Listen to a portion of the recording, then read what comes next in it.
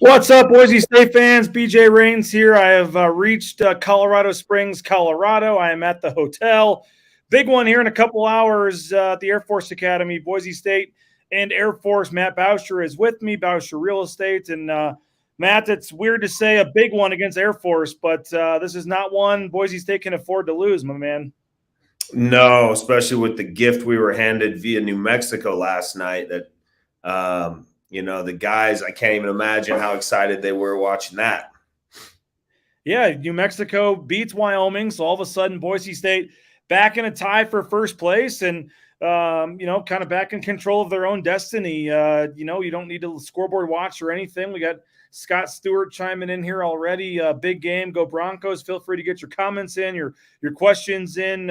What's that like, Matt? I know players say they don't scoreboard watch. Coaches claim they don't scoreboard watch, but when you drop the Colorado State game, you fell a game behind, and now all of a sudden you got that game back. So how do you kind of laser in the focus to make sure that you take advantage of it tonight? One game season from here on out, and Air Force, you 7,000 feet above sea level. Air Force is 6-4 home this year. They played teams tough. At our place, we beat them by 6. So, they're a tough team, low scoring, back cuts. They're very disciplined, like Air Force Academy always is. We're gonna have to come to play to beat them on their home court. Did you ever play against them? We played at Colorado State, but I never played at Air Force when I was in college. What everyone talks about this Princeton offense and the back cuts and the movement and all the passes and kind of trying to lull you to sleep there at the end of the shot clock. What do you make of just their offense and especially playing, at the academy where there's usually not a huge crowd and it's easy to kind of lull yourself to sleep, and then they have that backdoor cut on you for a layup. What's the challenge like of playing that Princeton offense as a player? You can't get lackadaisical or turn your head, because the way they teach is the second you look to the ball and your eyes turn, your head turn, they go. So you constantly almost have to play them and, have your forearm there in case they go backdoor. But they only have one player, AJ Walker, that's scoring in double figures. I think he's getting 15 a game, shooting 38% from three, only averaging 1.7 assists. So, not an exceptional passer. But if we can contain him, he's a little guard, about 6'2". I think we can keep him under 60. And if we keep him under 60 tonight, we should win the game. Ethan Taylor's a freshman. Him and, Tyson Degenhart were going back and forth there for a while for Freshman of the Week award. So, yeah, you mentioned AJ Walker, number 10. Number 5, Ethan Taylor is one of the better freshmen in the league to keep an eye on as well. You mentioned the game in Boise. Boise State came in as huge favorites, only won the game by 6. But just in general, just at Air Force, we've talked about it. They're 4-5 all time at Air Force. They've lost 2 in a row. Leon Rice got ejected last time they played here 2 years ago. Why do you think Boise State has really struggled at Air Force? And what do you make of just kind of that challenge tonight? It's a tough place to play. Not a lot of fans, not a lot of energy. They're there. They know the gym well. They play well. They always keep the game low and ugly. And we're going to have to come out and really be polished and not come out, jet lagged or lackadaisical. Now, it was a big day on the recruiting trail as well. We'll get to that in a minute, but folks chiming in, AJ Walker's legit. Watched him drop 20 in the first half against San Diego State last week. You got Scott Stewart chiming in. It looked like Acott was suited up practicing today. Be nice if he's good to go tonight. I would guess he probably doesn't play tonight, Scott. I hate to bust your bubble now, but with the game tonight, and then you got the huge games coming up on Saturday, Utah State, Tuesday, San Diego State next week. I would just guess, Matt, no inside info, that Acott's out tonight, but you hope he's good to go Saturday. But we noticed it in that Colorado State game. What do they miss when Emmanuel Acott's not out there? It just seems like his size and that they miss so much. They missed 37 minutes of playing time for one that now is dispersed to, different players who don't have a big of impact, but he's 6'8". He locks down defenders. He's a good facilitator on the offensive. He can post up, he can shoot. He's a good locker room guy, a good, leader on the court. They lose a lot of intangibles that don't even come up on the stat sheet. But that Colorado State game was extremely frustrating. I don't even want to start on that, but oh my gosh. One call away. I think if we have 10,000 fans at that game and everybody's yelling, Randy doesn't miss a call 3 feet from him. Literally 3 feet from me, he misses a call that would have won the game for us. That's inexcusable. And little birdie tells me, Matt, we may see Randy McCall at Extra Mile Arena again this season. Who knows? I'm sure we will. But I think Aycock comes back. You're probably right. Aycock comes back Saturday. He's rested and he needs to carry the load from an energy standpoint. Getting, hopefully rehab and all that. So he's ready to roll for a massive game on Saturday. What does that do just in general to a team when you have your roles, everything's defined, and the Max Rices of the world are used to coming off the bench, playing their 20 minutes, the Pavle Kuzmanovics, whoever else, and all of a sudden you take one of your starters out from an already, somewhat thin team in terms of bench play, and now you got Max Rice playing 40-plus minutes last week. What does that do to the depth of this team right now if E-Man can't go tonight? The optimistic side of me really likes it that now other players are having to step up and build their confidence. I mean, I don't think Max Rice has ever had as much confidence as he does right now. He led both teams against Colorado State in scoring at 17 and rebounds. I mean, he out-rebounded Roddy, I think, with 8 rebounds. So, I mean, that's incredible. Pavle, he isn't shy. He got up a lot of shots and now he's getting a little bit of a rhythm. And hopefully we can get Armouche going tonight and, get going. But if we're shorthanded, which I think we're going to be, the other guys are going to have to step up. What do you make just in general, the game Sunday and having to turn the page quickly? Obviously a very tough loss, as you said, and in a game where you probably should have won.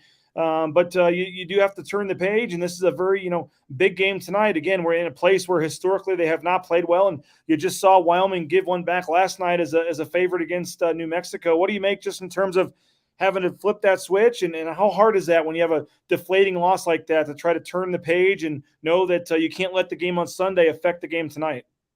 I think it motivates you, to know it's a one-game season, and you see it. I mean, we're one loss away from being one game away from being in first place, which we're tied currently, to being in potentially fourth place with San Diego State only having 3 losses and Colorado State only having 3 losses. And then you look down after that. I mean, 5, 6, 7, 8 are incredible teams. It's crazy to think that a Utah State or a UNLV or Fresno State could be an 8 seed. Man, you think about 1 versus 8. Boise State all of a sudden have to play New Mexico or a Utah State. I saw your tweet the other day. This league is something else, isn't it? Well, New Mexico's 9. New Mexico's 9. Air Force 10. San Jose State is 11. So, I mean, it's a bloodbath. The league has never been this balanced and this good. Jacob chiming in, as good as Max and the rest of the bench has been, Aycott's indispensable piece that we're going to need against Utah State. And nothing against Max, or he's still going to play his minutes either way. But I think Emmanuel Aycott was a 5-star recruit for a reason and shooting 40+% from the field. You got I'd be lying if I said I don't bite my nails when Pavle and Milner check in. Great players, but health is key during this stretch. I mean, they've kind of had their 7 or 8 guys, and mostly 7, Matt. And when you mess with the apple cart, and we've talked about it, they were kind of 1 injury away from really being in a little bit of trouble. And they're 2-2 really, because you had Aycott injured in the Wyoming game, and then obviously we're able to beat San Jose and UNLV. But obviously you need him out there, and I think that showed in the Colorado State game. Yeah, you need him. And then I think Abu Kijab was just exhausted from chasing around, Bryce Hamilton, the UNLV, all night. I mean, they got back at 1 a.m. on Saturday morning and then watched a little film in a rehab. And then it was an early game Sunday. So they really didn't have a ton of time to recover. But this is what everybody's got to realize. Pavle, Milner, Najee Smith, Max, they're going to be the reason we win the tournament. You got to play 3 games in 3 days. We haven't played back-to-back games yet. We've always had a day in between.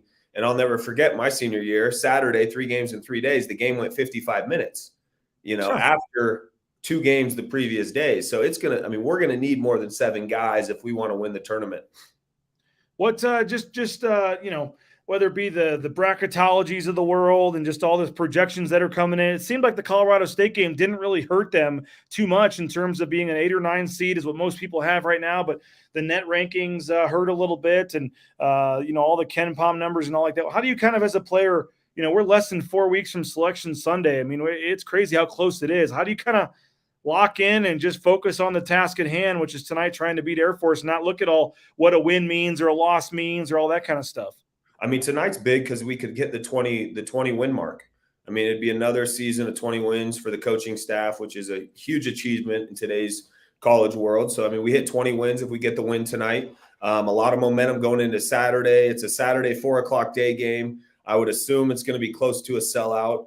Top place or first place in conference if we win tonight with Utah State coming to town. And Utah State's been tough. I mean, they're playing really well. So that should be, a showdown, and don't want to look past tonight, of course, but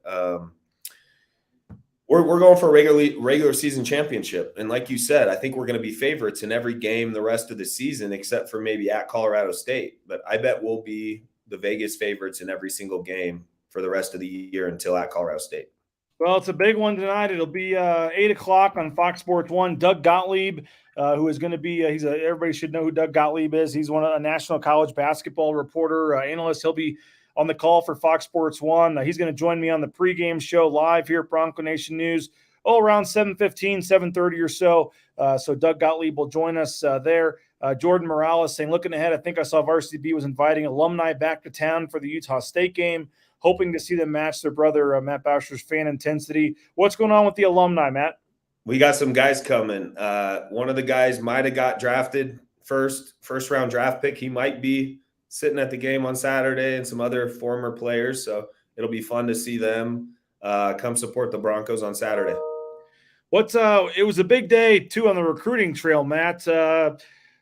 I'm going to butcher his name, so maybe you can help me out here. Sadriq Nagan, how do you say it? Come on, give us the Rock, and the fans call him Sada. So for all the fans, all Bronco Nation, he goes by Sada, and he's a game changer. You look up his YouTube and his highlights. He plays on one of the top prep schools in the country. They just travel nonstop like the NBA schedule. They're in Baltimore. They're in California. They're all over. I think they have 10 or 11 Division I players on his team.